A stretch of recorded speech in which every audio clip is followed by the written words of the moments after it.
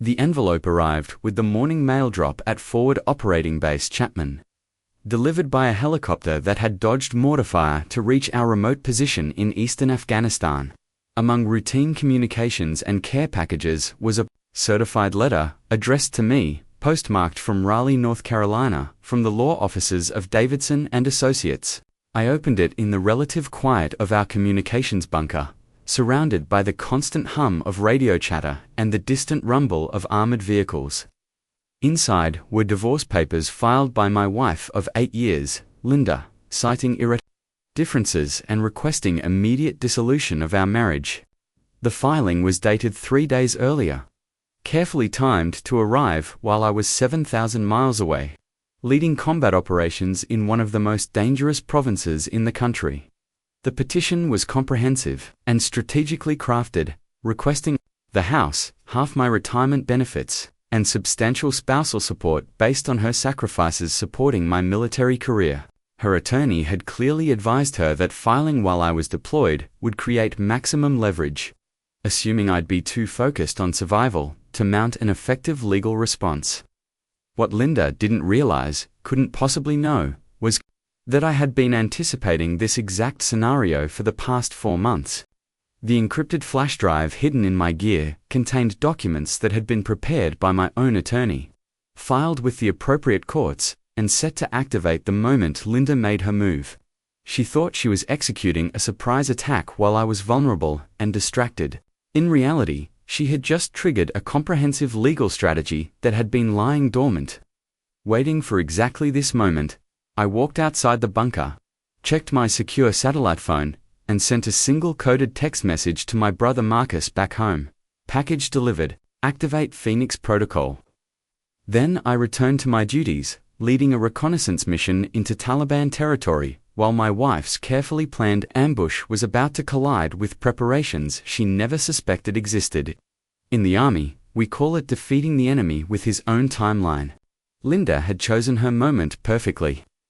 Unfortunately for her, so had I. My name is Captain Ryan Mitchell, 32 years old, career infantry officer with the U.S. Army, currently commanding a reconnaissance company in Afghanistan's Nangarhar province. This is my 4th combat deployment in 11 years of military service, specializing in small unit tactics and cross-border intelligence operations. My professional life revolves around strategic planning, risk assessment, and maintaining operational security in environments where miscalculation means death. These same skills that keep my soldiers alive in combat zones would prove equally valuable in protecting my personal interests during what I had suspected would be an inevitable domestic conflict. I met Linda Summers 9 years ago at a military support event in Fort Bragg. She was 24, working as a real estate agent. Attractive and vivacious, with an initial appreciation for military culture that seemed genuine. Our relationship progressed quickly, perhaps accelerated by the reality that my next deployment was approaching. We married after 14 months of dating, purchasing a home near the base, and establishing what appeared to be a solid foundation for military life partnership. The first 6 years navigated typical military marriage challenges reasonably well. Linda adapted to the lifestyle, building a successful real estate career that accommodated my unpredictable schedule and frequent absences. She developed friendships within the military spouse community and seemed to understand that my career required sacrifices from both of us. We saved aggressively, planned for my eventual transition to civilian life, and discussed starting a family once my current service commitment ended. The cracks began appearing during my 3rd deployment to Iraq 2 years ago. Linda's communications became less frequent and more perfunctory.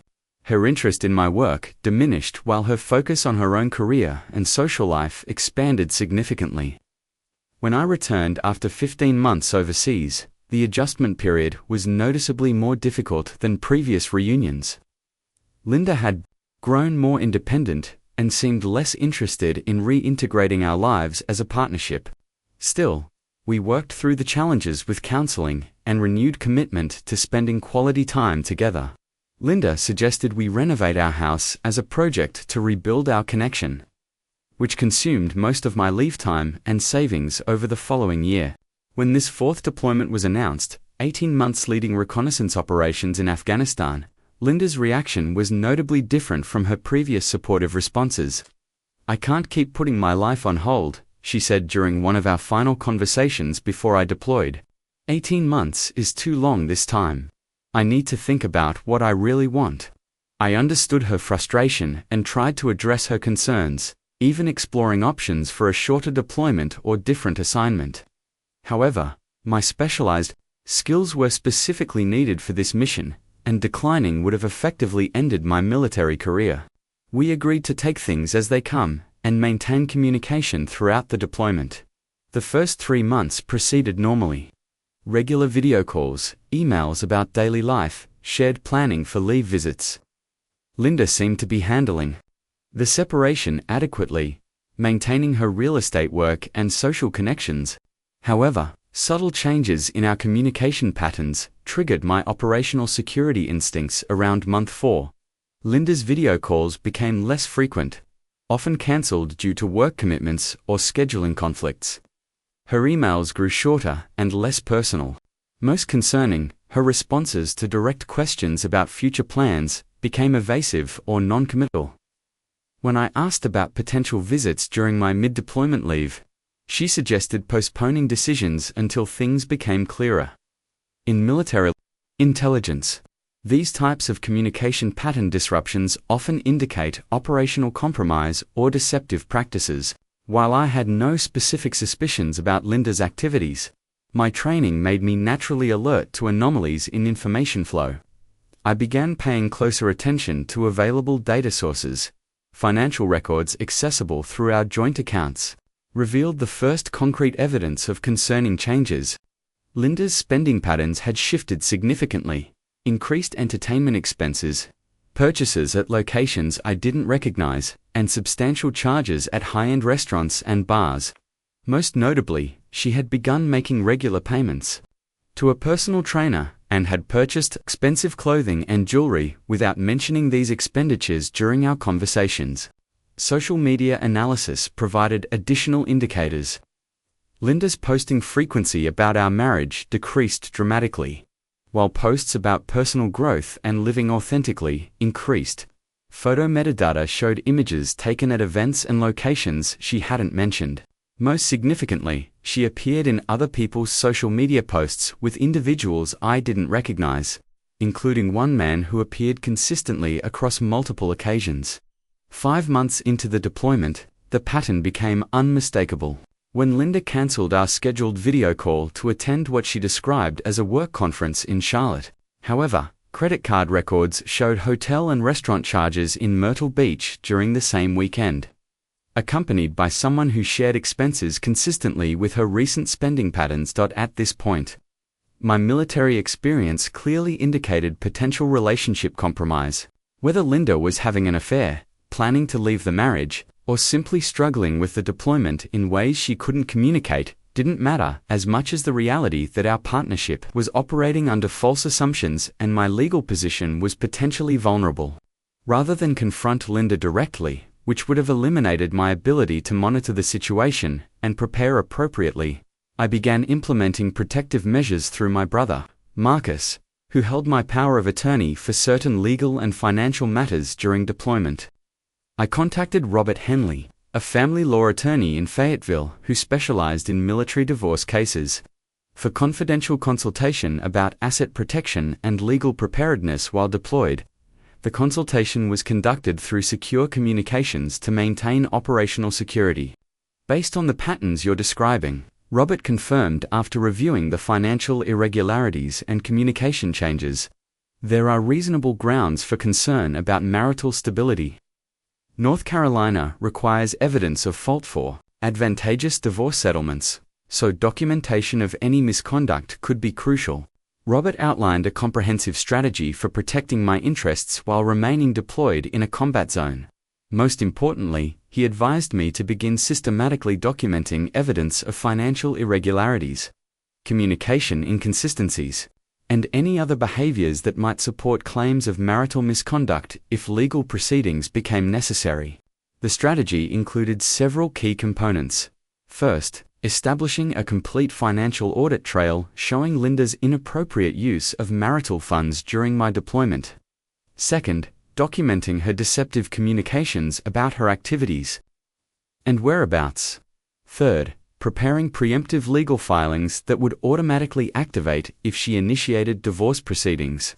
And fourth, securing our shared assets to prevent her from liquidating them before proper legal distribution.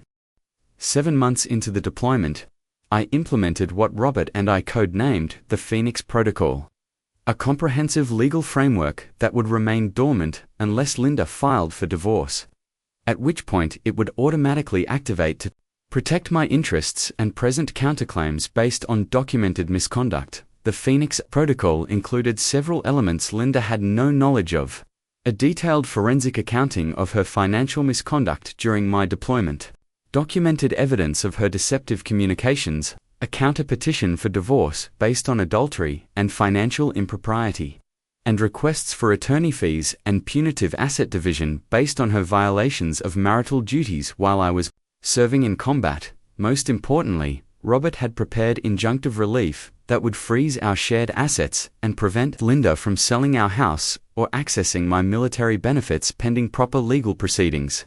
These documents were filed under seal with the court, programmed to activate automatically upon notification of Linda's filing. The system was designed to respond faster than Linda's legal team could react, establishing my legal position and protecting assets before they could implement their strategy of leveraging my deployed status for advantageous terms. 8 months into the deployment, Linda's behavior confirmed that divorce proceedings were imminent. Her communications became entirely perfunctory. She stopped participating in shared financial planning, and she began making inquiries about my deployment timeline that seemed designed to identify optimal timing for legal action. When the divorce papers arrived at my forward operating base, I wasn't surprised, I was prepared. The certified delivery triggered automatic notification to Robert's office, which immediately activated the Phoenix Protocol. By the time Linda's attorney received my response documents, she discovered that I had not only anticipated her strategy, but had counterfiled with comprehensive evidence of her misconduct. The legal battle that Linda had expected to fight from a position of advantage, deployed husband unable to respond effectively, instead became a defensive action against well-documented claims of adultery and financial impropriety. Her attorney, Davidson, found himself responding to allegations rather than pressing Linda's initial demands. Your client has been conducting an extramarital affair while her husband serves in combat. Robert's initial response stated, she has used marital funds to finance this relationship and has deliberately deceived her husband about her activities. We have comprehensive documentation of these violations and are seeking appropriate remedies. The documentation was indeed comprehensive. Financial records showed over $23,000 in inappropriate expenditures during my deployment. Communications analysis revealed numerous instances where Linda had lied about her whereabouts and activities. Most damaging, private investigation conducted through legal channels had identified her relationship with Marcus Thompson, a divorced real estate developer who had been financing her lifestyle in exchange for companionship. Linda's position collapsed rapidly once the evidence was presented. Davidson attempted to negotiate terms more favorable to his client, but the documentation was unassailable. North Carolina's fault-based divorce laws meant that Linda's documented adultery during my combat deployment significantly impacted property division, spousal support, and attorney fee responsibility.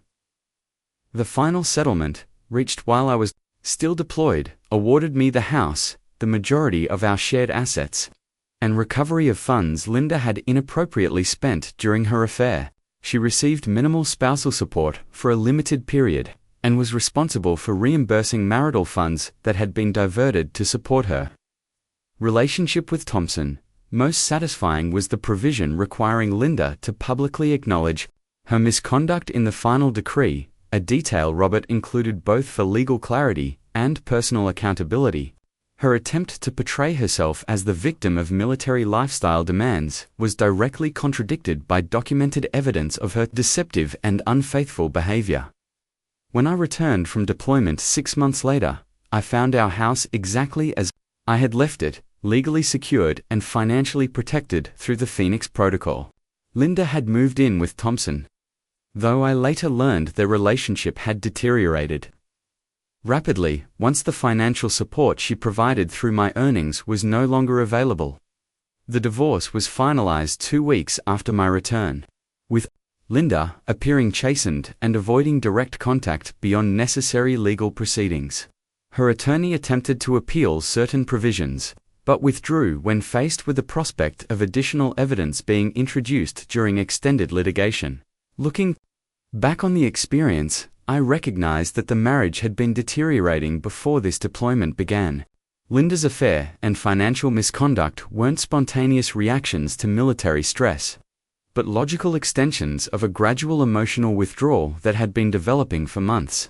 The 18 months apart simply allowed existing problems to fully manifest.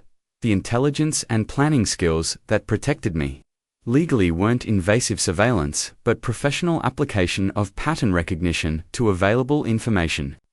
The same strategic thinking that kept my soldiers safe in Afghanistan also helped me protect my personal interests when threatened by someone who should have been my strongest ally.